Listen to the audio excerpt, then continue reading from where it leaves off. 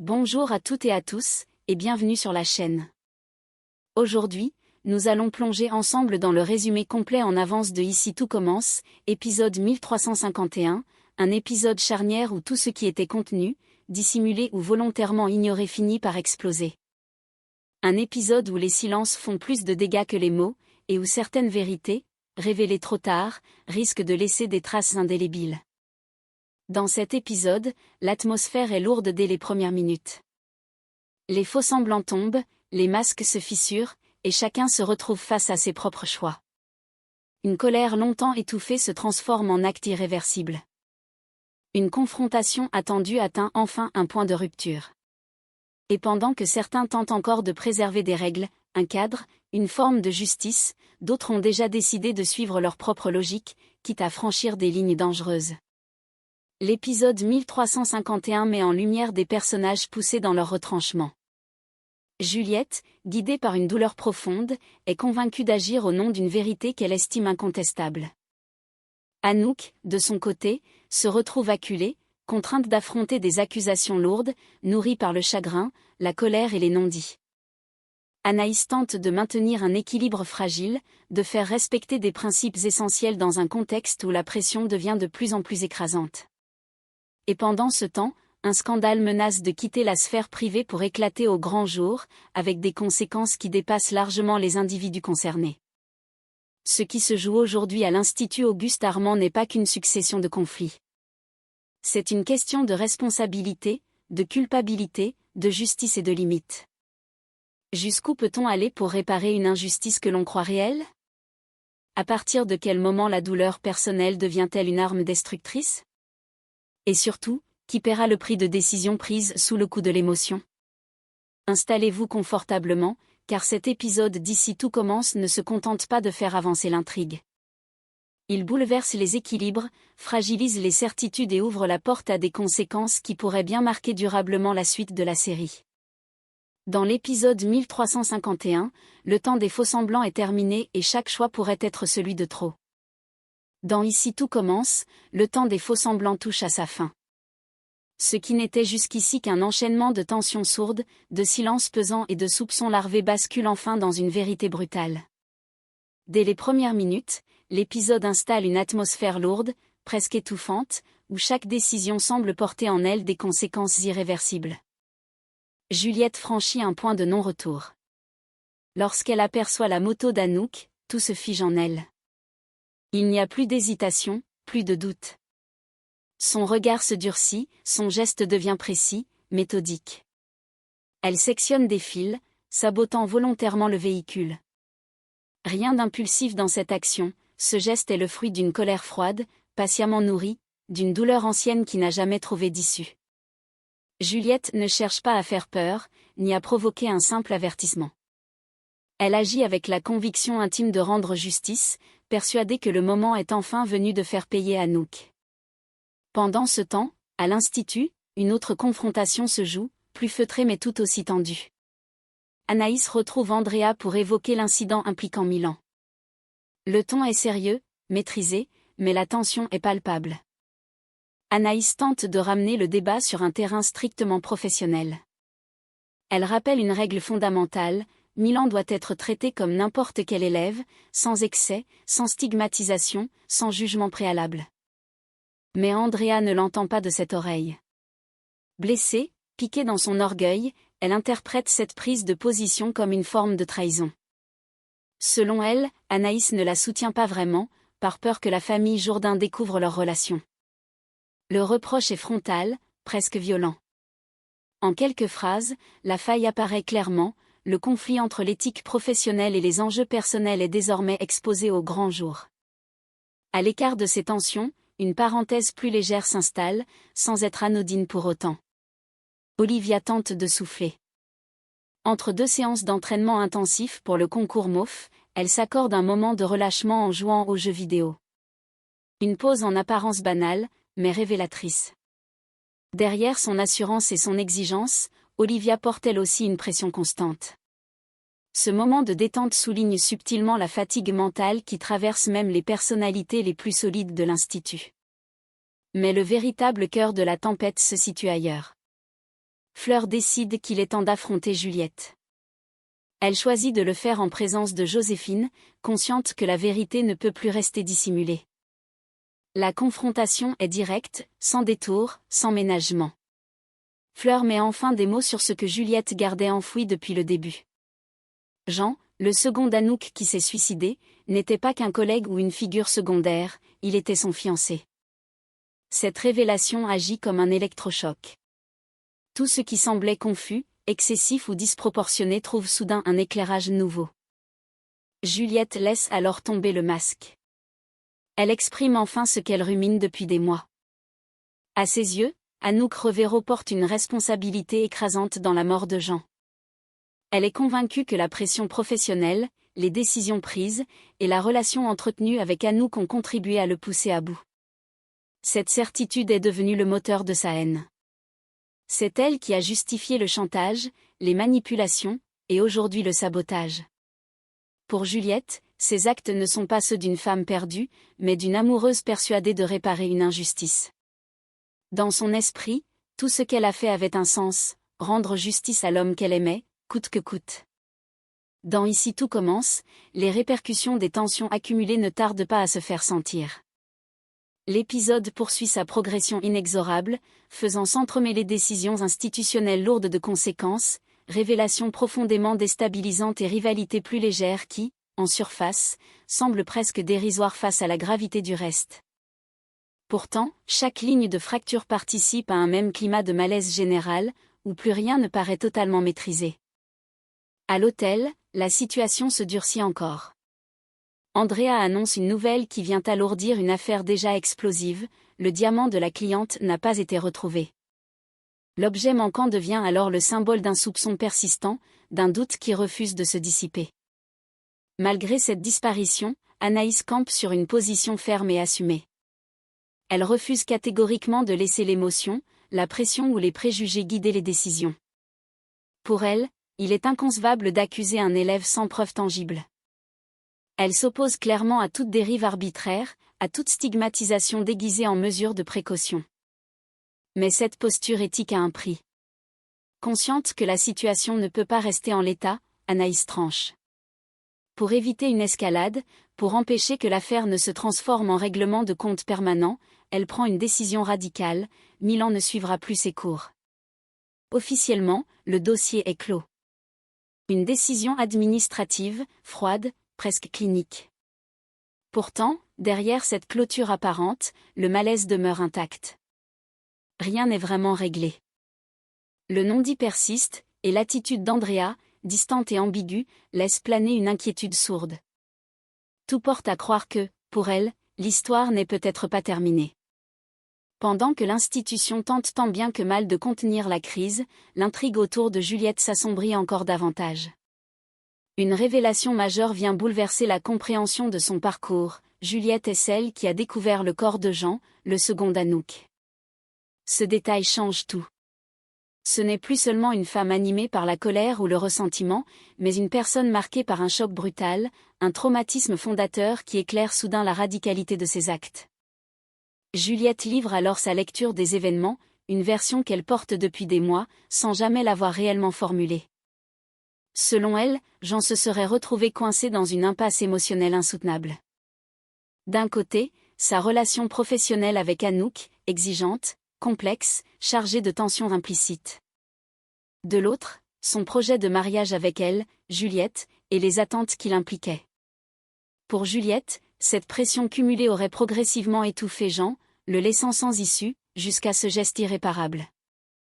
Cette conviction s'est enracinée en elle, nourrissant sa douleur, puis sa colère, jusqu'à devenir une certitude inébranlable. À ce stade de l'épisode, une chose est claire, la frontière entre souffrance légitime et dérive dangereuse est de plus en plus floue.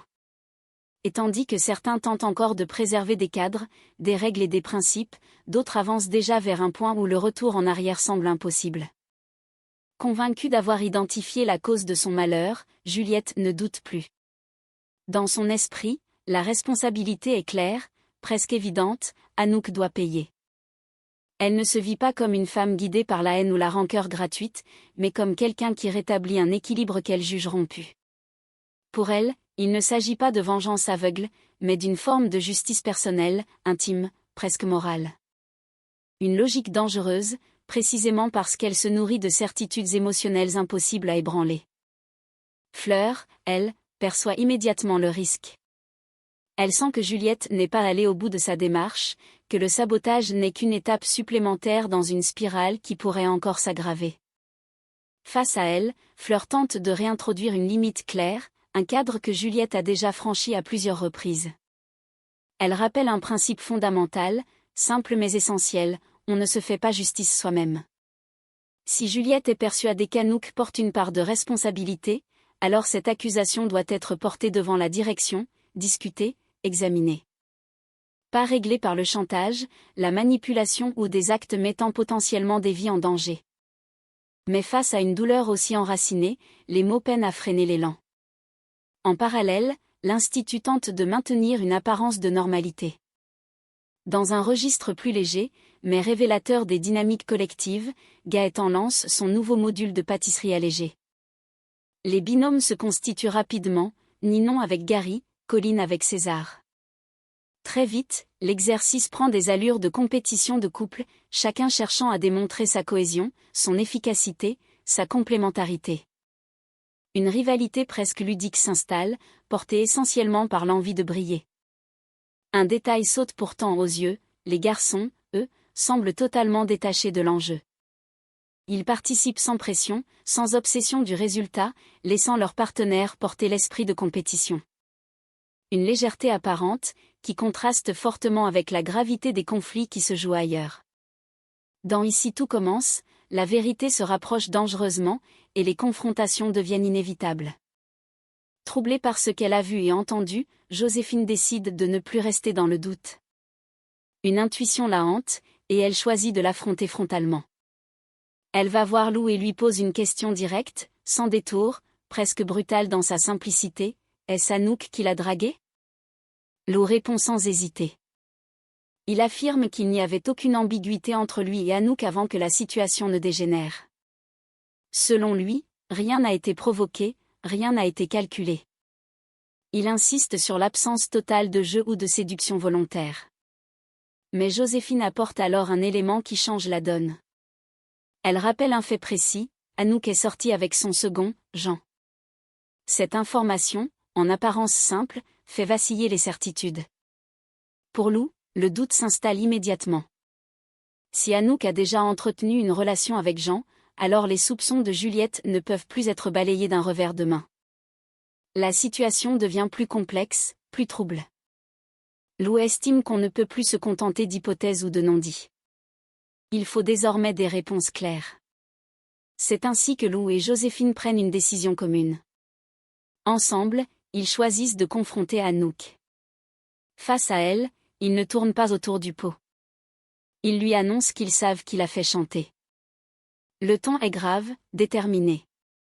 Il ne s'agit plus de rumeurs, ni de peurs diffuses, mais d'une certitude qui oblige chacun à sortir du silence et à assumer ses positions. Sous cette pression, Anouk comprend qu'elle ne peut plus esquiver. Elle choisit alors d'aller parler directement à Juliette. Lors de cette confrontation, elle s'exprime avec fermeté. Elle affirme qu'il ne s'est rien passé avec Jean. Elle nie toute relation ambiguë ou sentimentale et rejette catégoriquement l'idée qu'elle aurait joué un rôle dans son mal-être ou dans sa disparition. Pour Anouk, les accusations qui pèsent sur elle reposent sur une interprétation faussée des faits, nourrie par la douleur, le chagrin et la colère de Juliette. À cet instant, deux vérités s'opposent frontalement, sans qu'aucune ne parvienne encore à apaiser l'autre. Dans Ici tout commence, la confrontation entre Anouk et Juliette atteint enfin son point de rupture. Plus d'esquives possible, plus de faux-semblants. Les mots tombent, bruts, tranchants, et les faits tentent de reprendre leur place face aux soupçons, aux projections et aux blessures jamais refermées. Mais très vite, une évidence s'impose, dire la vérité ne suffit pas toujours à réparer. Face à Juliette, Anouk choisit de parler avec calme, mais sans céder d'un millimètre. Elle refuse catégoriquement l'idée que Jean se soit suicidé à cause d'elle. Sa voix reste posée, maîtrisée, mais chaque phrase est lourde de sens. Selon elle, Jean traversait depuis longtemps une dépression profonde, un mal-être réel, ancien, installé bien avant les événements récents.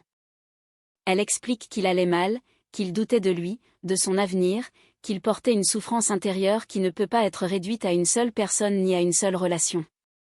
Pour Anouk, la désigner comme cause unique de ce drame est non seulement faux, mais profondément injuste et destructeur. Pour appuyer ses paroles, Anouk pose alors un geste fort, presque radical. Elle tend son téléphone à Juliette et l'invite à consulter librement les messages échangés entre Jean et elle. Aucun filtre, aucune sélection, aucune mise en scène. Elle insiste, elle n'a rien à cacher. Ce choix est lourd de sens.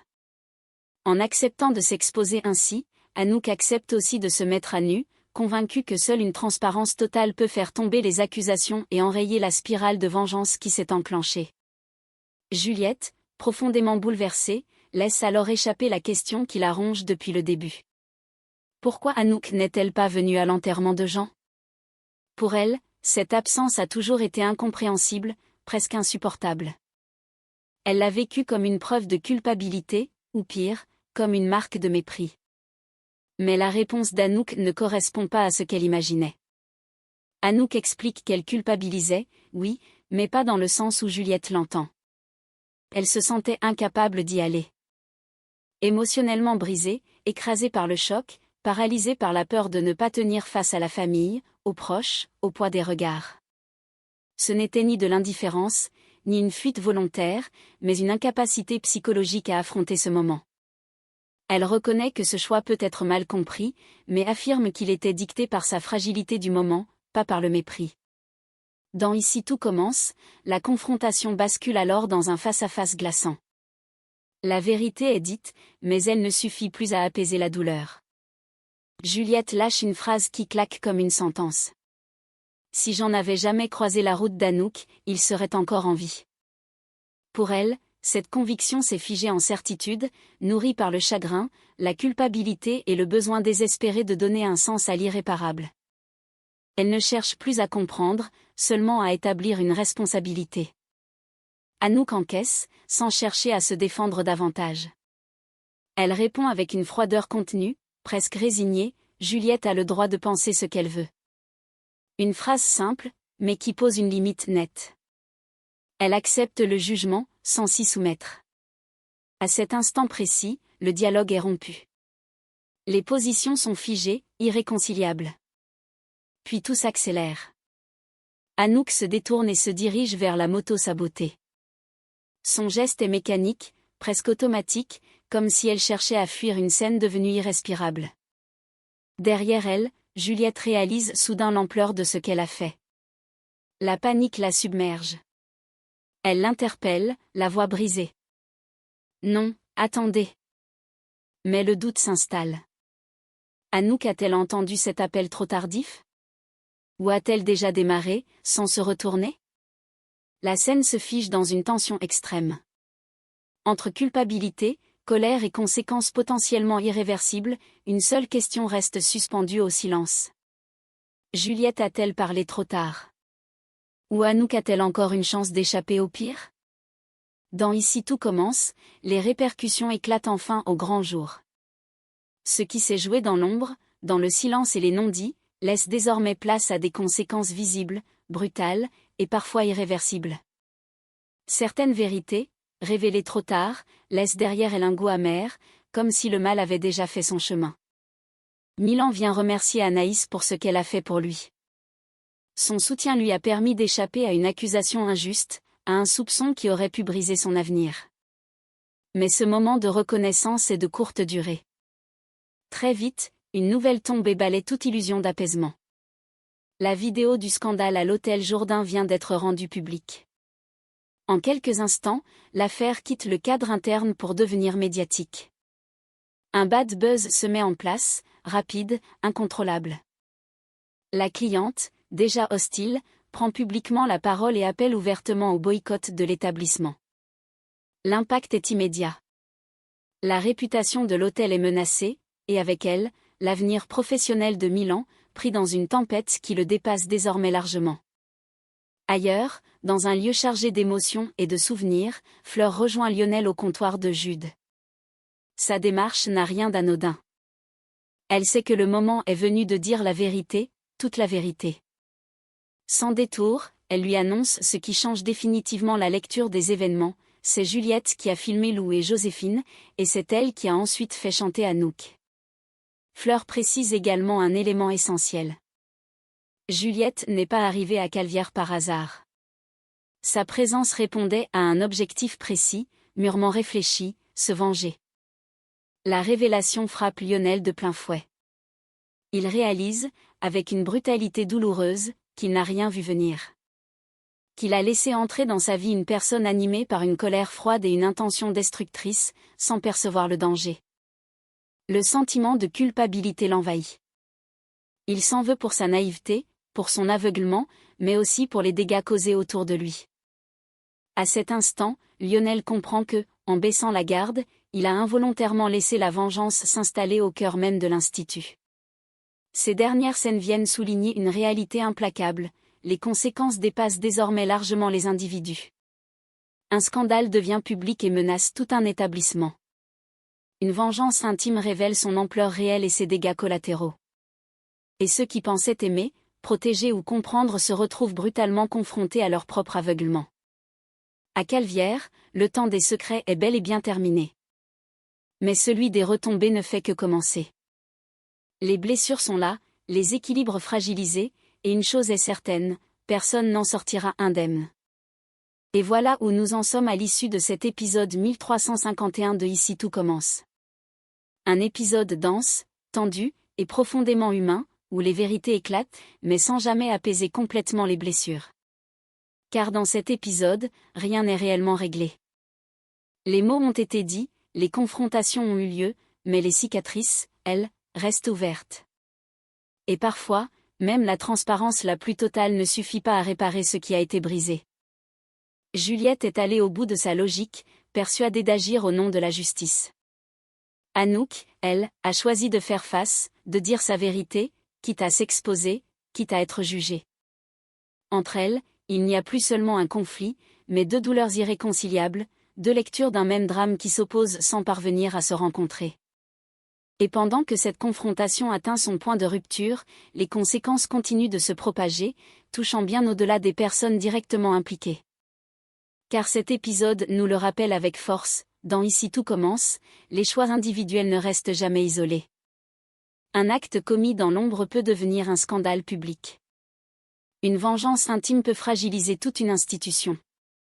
Et ceux qui pensaient protéger, aimer ou comprendre découvrent parfois trop tard leur propre aveuglement. À Calvière, le temps des secrets est bel et bien terminé. Mais ce qui commence maintenant est peut-être encore plus redoutable, celui des retombées. Des silences qui vont peser. Des relations qui vont vaciller. Et des décisions à venir qui pourraient définitivement changer l'équilibre de l'Institut Auguste Armand. Alors, la question reste entière, certaines limites ont-elles été franchies sans retour possible ? Et surtout, qui paiera réellement le prix de ces vérités révélées trop tard ? Si ce résumé vous a plu, n'hésitez pas à liker la vidéo, à vous abonner à la chaîne et à partager votre analyse en commentaire. On se retrouve très vite pour la suite des intrigues d'Ici tout commence, car une chose est sûre après l'épisode 1351, plus rien ne sera tout à fait comme avant. À très bientôt.